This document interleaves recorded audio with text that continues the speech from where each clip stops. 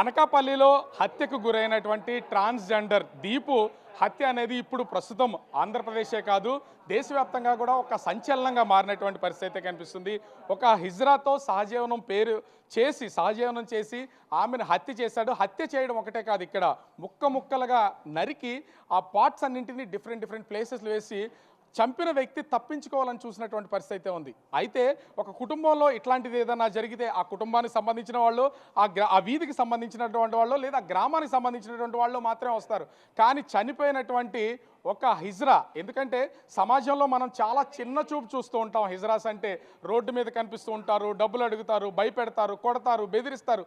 ఇలాంటి అపోహ మాత్రమే ఇప్పటి వరకు ఉంది. కానీ తమ కమ్యూనిటీలో చనిపోయినటువంటి ఒక పర్సన్ కోసం ఆంధ్రప్రదేశ్లో ఉన్నటువంటి మొత్తం 26 జిల్లాల నుంచి కదిలి ప్రస్తుతం అయితే అనకాపల్లి వచ్చినటువంటి పరిస్థితి అయితే ఉంది.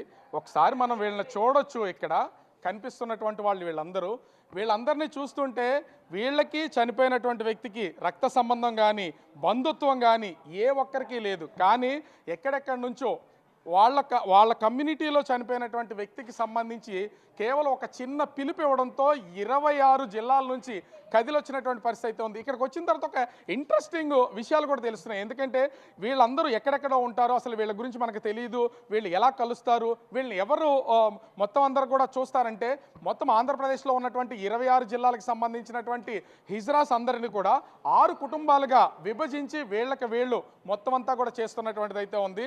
ముఖ్యంగా వీళ్ళంతా కదిలి రావాలన్నా, ఒక ప్లేస్లో ఉండాలన్నా కూడా ఖచ్చితంగా వీళ్ళకి సంబంధించి కనుక మనం చూస్తే ఏదైనా జరిగితే ఆ సంఘటన జరిగినప్పుడు చాలా ఖర్చు అవుతూ ఉంటుంది. అవి ఎవరు భరిస్తారు?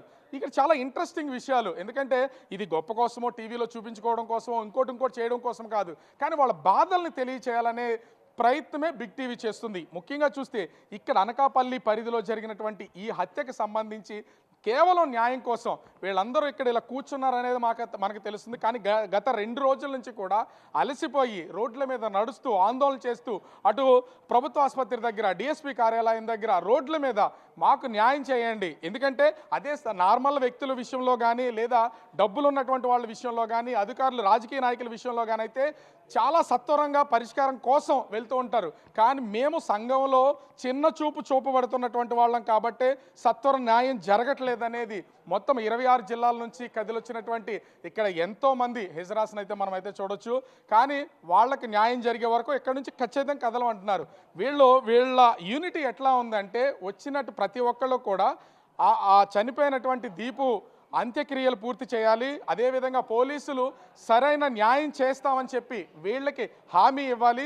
కఠినమైనటువంటి సెక్షన్లు అమలు చేయాలి. వాటన్నింటినీ చూపించే వరకు అనకాపల్లి వదిలి వెళ్ళే ప్రసక్తి లేదంటూ ఒక చోట వీళ్ళందరూ కూడా ఒక చిన్న హాల్ తీసుకుని ఉన్నటువంటి పరిస్థితి అయితే కనిపిస్తుంది. చూస్తున్నాము ఇక్కడ ఉన్నటువంటి వీళ్ళందరినీ కూడా. అంటే ఒకసారి చూస్తే చాలామంది ఇక్కడ ఉన్నటువంటి హిజ్రాస్ అందరికీ సంబంధించి ఎంత బాధ, ఎంత ఆందోళన అంటే మనం ఒక్కసారి చూడొచ్చు. ఇక్కడ ఉన్నటువంటి వాళ్ళని కూడా మనం అడుగుదాం. అంటే చనిపోయినటువంటి దీపుకు సంబంధించి ఇంతమంది కమ్యూనిటీ వైజ్గా మీరంతా కూడా కలిసి వచ్చారు. అసలు అంత దారుణంగా చంపాల్సినటువంటి పరిస్థితి ఏంటి? చాలామందితో కూడా సహజీవనం చేస్తూ ఉంటారు, కలిసి ఉంటారు, కొంతమంది పెళ్ళిళ్ళు కూడా చేసుకుంటారు. అసలు ఇంత క్రూరంగా చంపాల్సినంత అవసరం ఉందంటారా? ఏం చెప్తారు దీని గురించి? అంటే అండి, ఇప్పుడు ట్రాన్స్జెండర్ అనే వ్యక్తులు ఇంట్లో కూడా చాలా ఒత్తిడికి భయపడి బయటకు వస్తారు. అందరూ తల్లి పిల్లల కమ్యూనిటీగా ఏ జిల్లాలో ఉన్నా ఒక్క మాట మీద నడుస్తాం మేము. వీళ్ళు ఇంట్లో సుఖం లేక ఎవరో తోడు కావాలని, ఎవరో అబ్బాయి వస్తే అబ్బాయిని ఆదరిస్తారు, మ్యారేజ్ చేసుకుంటారు, సమస్తం తెచ్చిన సంపాదన అంతా వాడికే పెడతారు, బైక్ కొంటారు, చైన్ వేస్తారు, అన్నీ చేస్తారు. మధ్యలో నీకు పిల్లలు పుడతారా, వీడి కోసం అంతా సెక్స్ మార్పిడి చేసుకుంటారు. మళ్ళీ మధ్యలో మీకు పిల్లలు పుడతారా, ఎలా కంటావు, నేను ఏ రామాయణ పెళ్లి చేసుకుంటాను అంటే, చేసుకో, నన్ను వదలొద్దు, నాతో ఉండు అంటారు. ఆడి దగ్గర మరి ఏ ఆర్గ్యుమెంట్లు జరిగాయో తెలీదు. కానీ ఇంత దారుణంగా అలా చేయడం చాలా తప్పండి. అంటే దీపు దగ్గర చాలా డబ్బులు ఉండాలి.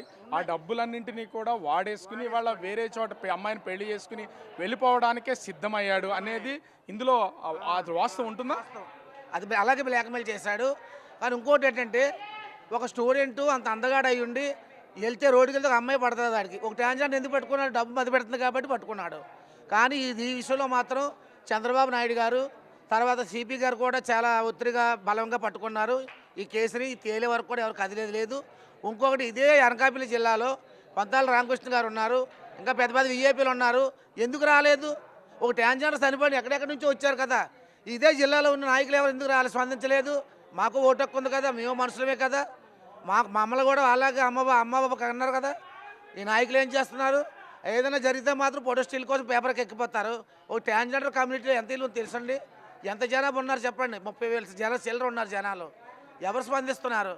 ఎవరు స్పందించారు? అంటే ఇక్కడ చూస్తే ఒక షాప్ ఓపెనింగ్కో ఒక ఇంట్లో జరిగే శుభకార్యానికో పిలిచి మరి మీ చేత ఆశీర్వాదం తీసుకునేటటువంటి వాళ్ళు ఇక్కడ డబ్బులు సంపాదించడం, చాలామంది మెడల్లో కూడా చూస్తున్నాం, బంగారపు వస్తువులు ఉన్నాయి, చూడడానికి చాలా క్లాసీగా కనపడుతున్నారు.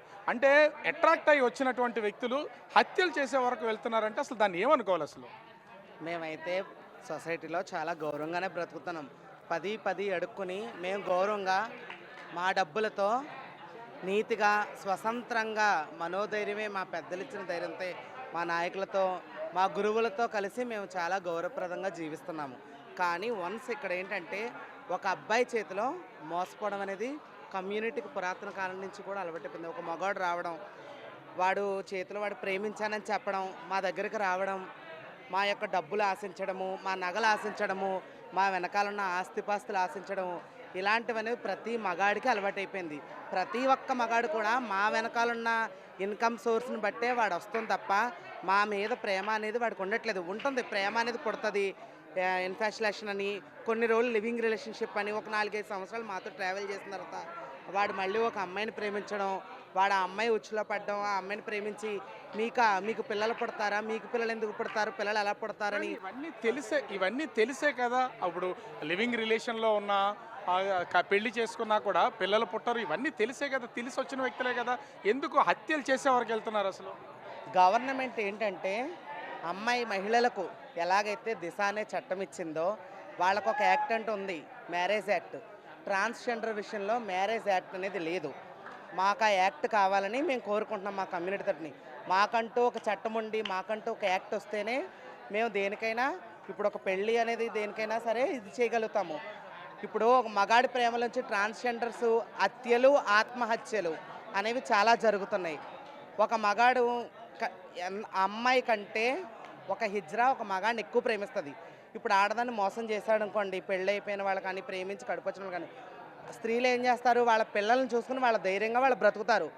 మేమేంటంటే fully depended in one mail person. ఒక మగాడి చేతిలో వాడి మీద ఫుల్లీ డిపెండ్ అయిపోతాం. మా వెనకాల ఎందుకంటే మాకు పిల్లలు ఉండరు, తల్లిదండ్రులు ఉండరు, కమ్యూనిటీ పెద్దలు, వాళ్ళని ఎదిరించి మగాడు ఉచ్చులో పడి మేము బయటకు వచ్చి వాడిని ప్రేమించినప్పుడు వాడికి ఏంటంటే చులకన అయిపోతాం. ఫస్ట్ ఆఫ్ ఆల్ చులకన వాడేంటంటే మమ్మల్ని కీలు బొమ్మలు చేసి సపోర్టింగ్ లేక ఏమీ చేయలేక అయితే మేము ఆత్మహత్యలు చేసుకుంటాము. ఒక మగాడు ఉచ్చులో ప్రేమించాం కాబట్టి హిజ్రాలను మించి ప్రేమించేది ఎవ్వరు లేరు. ఒక ఆడది ప్రేమించడం, ఒక మగాడు ప్రేమించడం, అంతకు మించిన ప్రేమ, దేవుని ప్రేమ మాలో ఉండి మా ప్రేమే విజయం.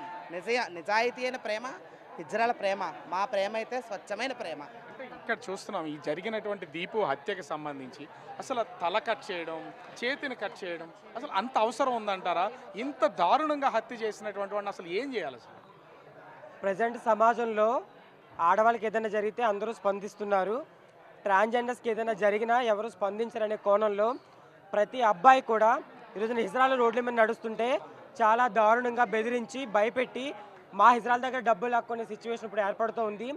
అదే కోణంలో డబ్బులు ఈజీగా సంపాదించే వేలో హిజ్రాల్ని ట్రాప్ చేసి వాళ్ళ దగ్గర నుంచి డబ్బులు లాక్కునే కోణంలో ప్రేమనే మైకంలో దింపి చక్కగా డబ్బులు లాక్కుని అవసరమైతే వాళ్ళని చంపేసినా ఎక్కడ కూడా న్యాయం జరగదని వేలో ఇది ఒక అనకాపల్లిలో కాదు, మన రాష్ట్రంలో అనేక జిల్లాల్లో ఇలాంటి అగత్యాలు జరుగుతూ ఉన్నాయి. రీసెంట్గా మన మీడియాలో చూసాం, ఒక అమ్మాయి వాళ్ళ లవర్కి పురుగుల మంది ఇచ్చి చంపేసిందనో లేదంటే ఒక అవయవం కోసేసిందనో వైరల్ చేసి వీడియోని ఆ అమ్మాయికి ఉరి తీసే శిక్ష వేయడం లాగా జరిగింది. కానీ హిజ్రాల్కి ఎక్కడైనా ఏదైనా జరిగితే ఎవరు కూడా స్పందించరు, ఎవరు కూడా దీన్ని ముందుకు తీసుకెళ్లే వేలో జరగదని ధైర్యంతో చాలా దారుణంగా మగవాళ్ళు ఈ రోజున హిజ్రాల పైన దాడులు జరుగుతున్నాయి. మీరేమైనా కోరుతున్నారా? ముఖ్యమంత్రి చంద్రబాబు, పవన్ కళ్యాణ్ని ఏమైనా డిమాండ్ చేసి మీకోసం ఏమైనా చేయాలని ఏమైనా అడుగుతున్నారా? మాకంటూ ఒక చట్టం, ఒక యాక్ట్ తీసుకురావాలి. మాకు స్వాభిమాన్ అనే చట్టం వచ్చింది, కానీ దానివల్ల ఎటువంటి యూజు మాకు లేదు. 2019 యాక్ట్ ప్రకారము స్వాభిమాన్ అనే చట్టం వచ్చింది. ప్రతి మనిషి జీవించబడే హక్కు, ట్రాన్స్జెండర్ వ్యక్తుల యొక్క జీవించబడే హక్కు అని ఒకటి వచ్చింది. దానివల్ల ఎటువంటి యూజ్ లేదు. ఎందుకంటే ఆ 2019లో వచ్చిన యాక్ట్ ప్రకారం మేమందరం కూడా ప్రతి జిల్లాలో మాకేమైనా సమస్యలు ఉన్నప్పుడు మేము ఆ యాక్ట్ పెట్టి దిశ చట్టానికి వెళ్ళినప్పుడు మాకు ఎక్కడ కూడా ఏ న్యాయం చేయలేదు. దిశకి వెళ్ళామనుకోండి, దిశ పోలీస్ స్టేషన్కి వెళ్తే స్వాభిమాన్ అనేది మాకు తెలియదమ్మా, ఏ కేసులో తీసుకోవాలి, ఏ సెక్షన్లో తీసుకోవాలనేది. ఫస్ట్ ఆఫ్ ఆల్ ఆ యొక్క యాక్ట్ తీసుకొచ్చిందే గవర్నమెంట్, నేకో గవర్నమెంట్. ఇవన్నీ మేము పోరాడి తెచ్చుకున్నప్పుడు కనీసం ఎవరికి కూడా ఆ యాక్ట్ కోసం డిపార్ట్మెంట్ వాళ్ళకే తెలీదు. కాబట్టి మన ఉప ముఖ్యమంత్రి వారికి, ముఖ్యమంత్రి గారికి, హోమ్ మినిస్టర్ గారికి తెలియదు ఏమనగా మాకు స్వాభిమాన చట్టం ఉంది, దానికోసం మేము పోరాడుతున్నాము. ఆ చట్టం మాకు ఉపయోగపడేలాగా, మాకు న్యాయం జరిగేలాగా చేయాలని కోరుకుంటున్నాను. అలాగే ఈ విషయంలో ఈ అబ్బాయి చేసిన మర్డర్లో ఎక్కడ కూడా ప్రపంచంలో, యావత్ ప్రపంచంలో ఎక్కడ జరగని మొట్టమొదటి ఒక ఇజ్రాని ఇంత మొక్కలుగా నరికేశాడు. దీనికి మాత్రం మేమైతే సరే ఊరుకునే ప్రసక్తి లేదు. వాడికి మా దీపు అనే అమ్మాయికి తగిన న్యాయం చెయ్యాలని ఆంధ్రప్రదేశ్ రాష్ట్ర నలుమూల నుంచి కూడా హిజ్రాలు వచ్చాము. అలాగే జనసేన పార్టీ నుంచి మనకు వీర మహిళలు వచ్చారు మాకు సపోర్టివ్గా, మాకు సంఘీభావం, మాకు మద్దతు తెలపడానికి కాకినాడ సిటీ నుంచి వీర మహిళలు వచ్చారండి. ఒకటి, ఇంత దారుణమైనటువంటి సంఘటనలు జరుగుతున్నాయి, ముక్కలుగా చేసి సంపాల్సినటువంటి అవసరం ఉంది. నిజంగా అయితే ఈరోజు చాలా చింతించవలసిన విషయం అండి.